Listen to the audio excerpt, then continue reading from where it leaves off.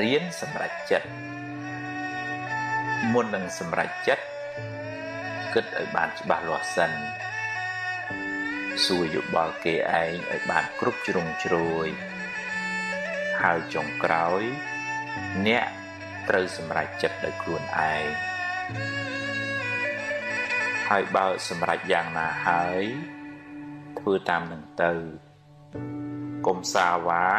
ដូរចុះដូរឡើងពេកអីព្រោះវាធ្វើឲ្យរំខានចិត្តខ្លាំងមិនសូវបានសុខទេហើយបើឧបមាថាការសម្រេចចិត្តនោះខុសនាំឲ្យខូចខាតបាត់បង់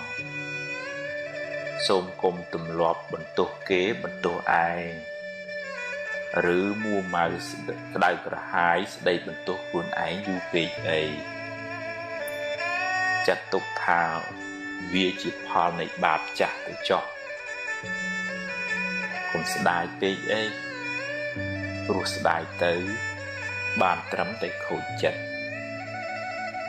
យកវាជាមេរៀនគិតសារជាថ្មីឡើងវិញ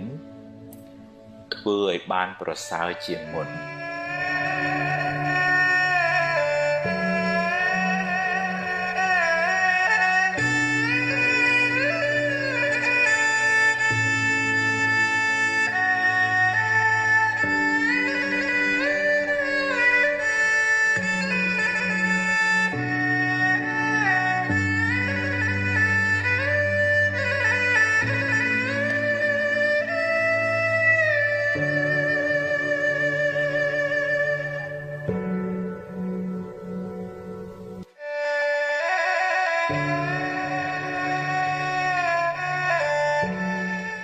សេរីសួស្តីមួម៉ៅច្រើនសេរីរត់ចេញរីករាយវិញសេរីរត់ចូលជាទូទៅយើងឲ្យតម្លៃសេរីសួស្តីទៅលើរឿងល្អល្អរឿងសប្បាយសប្បាយមានលៀបមានជ័យជាដើមតែគួរចងចាំថាផលល្អទាំងនោះកើតឡើងអាស្រ័យហេតុល្អហេតុដែលជាកុសលដែលអ្នកខិតខំប្រព្រឹត្តធ្វើពីមុនមកហេតុនៃសេរីសួស្តីនោះមានដូចជាការសេពគប់ត្រូវការតស៊ូព្យាយាមក្នុងកិច្ចការងារដែលអ្នកធ្វើការរៀនសូត្របង្កើនចំណេះដឹងការចេះគួសមរស់រាយរាក់ទាក់ការចេះចែករំលែកដល់អ្នកលំបាកការចិញ្ចឹមមេត្តាបិតាសេចក្តីអត់ធន់ទឹកចិត្តមេត្តាទឹកចិត្តត្រជាក់ចិត្តធ្ងន់ចិត្តរស់រាយចិត្តឃ្លាវខ្លាជាដើមទាំងនោះគឺជាហេតុដើមនៃសេរីសួស្តីព្រោះសេរីសួស្តីនោះជាឈ្មោះនៃចិត្តល្អចិត្តជាកុសលចិត្តរីករាយជ្រះថ្លានោះឯងអ្នកបានសាងនៅហេតុនៃសេរីសួស្តីនោះសេរីនឹងរត់មករកអ្នកវិញមិនពិបាករត់តាមវាប៉ុន្មានទេឬក៏មិនពិបាកដើរសួរគ្រូហៅពេកដែររៀនរីករាយទទួលថ្ងៃថ្មីដោយចិត្តស្រស់ស្រាយក្នុងសេចក្តីល្អបើអ្នកគ្មានអ្វីច្រើនយ៉ាងហោចណាស់អ្នកនៅមានជីវិតរស់បន្តមួយថ្ងៃទៀតអ្នកនៅមានដៃមានជើងមានសតិស្មារតីសម្រាប់បំពេញការងារបន្តរៀនរីករាយចំពោះអ្វីដែលអ្នកមានអ្វីដែលអ្នករកបានដោយសុចរិតហើយប្រឹងប្រែងបន្តទៀតតែបើដំណើរជីវិតនេះត្រូវជួបរឿងមិនល្អខ្លះរឿងអពមង្គលខ្លះក៏កុំមួម៉ៅពេកអីព្រោះបើមួម៉ៅទៅ រឿងនៅតែជារឿងហើយចិត្តកាន់តែស្មុគស្មាញថែមជីវិតតែងជួបបញ្ហាខ្លះអីចឹងឯងទ្រាំទៅបើជួបហើយប្រឹងដោះទៅហើយបើដោះហើយត្រូវដើរហួសទៅមុខទៀតកុំស្ពាយរឿងសំពីងសំពងពេកសិរីសួស្តីមិននៅជាមួយយើងទេទុកពេលវេលាដែលនៅមានសេសសល់សម្រាប់គិតរឿងថ្មីធ្វើការងារថ្មីសាងបុណ្យថ្មីដើម្បីបានសិរីសួស្តីថ្មី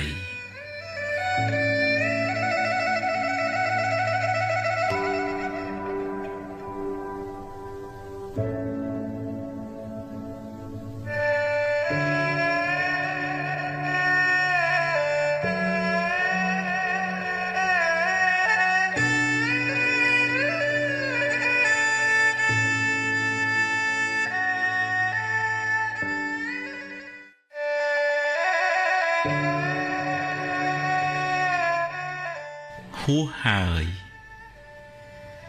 អតីតកាលល្អក្តីមិនល្អក្តីបានកន្លងហួសទៅហើយទោះបីអ្នកស្ដាយប៉ុណ្ណាក៏ទាញមកវិញមិនបានដែរអនុញ្ញាតឲ្យវាប្រែប្រួលតាមដំណើរនៃធម្មជាតិរបស់វារឿងល្អជាផលនៃកម្មល្អដែលអ្នកបានសាងរឿងមិនល្អជាផលនៃអកុសលកម្មដែលអ្នកបានប្រព្រឹត្តពីមុនមកជីវិតរបស់មនុស្សម្នាក់ប្រព្រឹត្តទៅតាមកម្លាំងកម្មដែលខ្លួនបានធ្វើពីអតីតផងកម្មក្នុងពេលបច្ចុប្បន្នផងអ្នកមិនអាចរត់គេចពីផលនៃកម្មបានឡើយរឿងខ្លះកើតឡើងហួសពីការស្មានរបស់អ្នកហើយអ្នកគ្មានសមត្ថភាពទៅបង្គាប់បញ្ជារឿងខាងក្រៅបានទាំងស្រុងទេកម្លាំងអ្វីស្មើដោយកម្លាំងកម្មមិនមានឡើយណដ្ឋិកម្មੰសមੰពលំបើមានហេតុគ្រប់គ្រាន់រឿងនឹងកើតឡើងអ្វីមិនមែនជារឿងចៃដន្យទេបើអ្នកបានជួបរឿងមិនល្អហើយអ្នកកើតចិត្តមួម៉ៅក្តៅក្រហាយអ្នកបានបង្កើនទុក្ខនោះឲ្យមានទម្ងន់ទ្វេដងរឿងក៏អាក្រក់ចិត្តក៏មួម៉ៅទុក្ខទាំងកាយទុក្ខទាំងចិត្តណាស់ហើយចុះរឿងបានកន្លងផុតទៅហើយចាត់ទុកជាមេរៀនជាបទពិសោធន៍សម្រាប់ការសម្រេចចិត្តលើកក្រោយចាប់ផ្ដើមសារជាថ្មីគិតរឿងថ្មីនិយាយរឿងថ្មីធ្វើកិច្ចការងារថ្មីលទ្ធផលក៏បានថ្មីដែរអតីតកាលមិនមែនជាផ្ទះសម្រាប់អ្នកនៅទេវាគ្រាន់តែជាស្រមោលទេតើតែបើរឿងអតីតកាលនោះជារឿងល្អជារឿងបុណ្យកុសលអ្នកអាចចងចាំនិងរំលឹករំលើកដល់អំពើល្អនោះរឿយដើម្បីឲ្យចិត្តបានរីករាយម្ដងទៀតបានបុណ្យម្ដងទៀត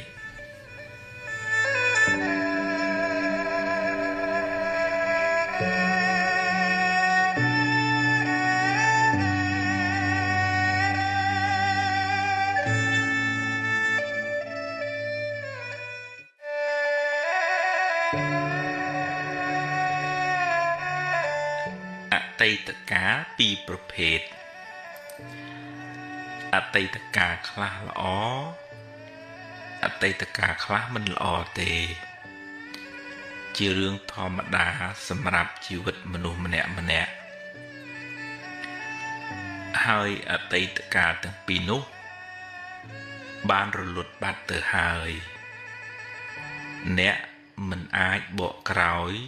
ទៅកែប្រែវាបានទេតែបើអ្នកគិតត្រូវអ្នកអាចកែច្នៃវា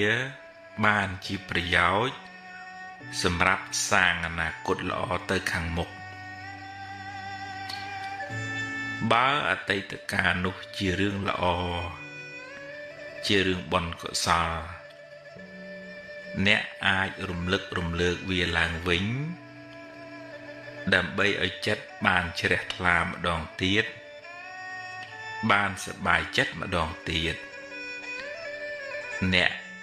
ក៏ឈ្មោះថាបានធ្វើបុណ្យម្ដងទៀតដែរដែលនៅក្នុងធម៌លោកហៅថាអបរចេតនាឧស្សាហ៍រំលឹកដល់ទានដែលអ្នកបានឲ្យដល់អំពើល្អដែលអ្នកបានសាងរំលឹកឲ្យបានរឿយចិត្តអ្នកបានចម្រើនដោយបុណ្យចម្រើនដោយភាពត្រជាក់ត្រជុំឧបមាដូចជាការចាក់ទឹកដាក់ជីដល់ដំណាំដែលអ្នកបានដាំដំណាំនោះនឹងផ្ដល់ផលកាន់តែច្រើនឡើងតែបើអតីតកាលនោះជារឿងមិនល្អជារឿងអកុសលចាត់ទុកថាវាជាផលបាបចាស់ទៅចោះយកវាជាមេរៀនជាមូលដ្ឋាននៃការប្រុងប្រយ័ត្នលើក្រោយហើយអនុញ្ញាតឲ្យវាកន្លងហួសទៅកុំស្ដាយអីព្រោះបើស្ដាយទៅក៏មិនអាចកែប្រែអ្វីបានដដែលហើយបើអ្នករំលឹករំលើកវាញឹកញាប់ពេកវាមានតែនាំឲ្យចិត្តអ្នកក្តៅក្រហាយប៉ុណ្ណោះ